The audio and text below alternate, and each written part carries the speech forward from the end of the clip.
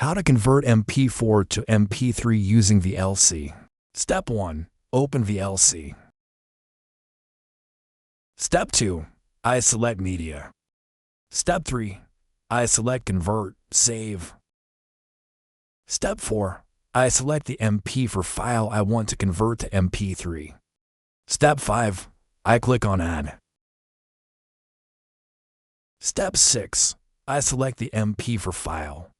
Step 7. I click Open. Step 8. I click Convert, Save. Step 9. I choose the MP3 format. Step 10. I choose the destination to save the converted file.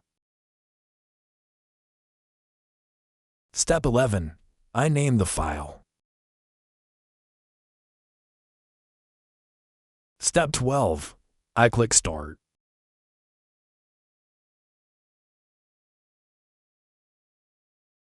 That's it. Just like that, we've successfully converted an MP4 file to an MP3 file.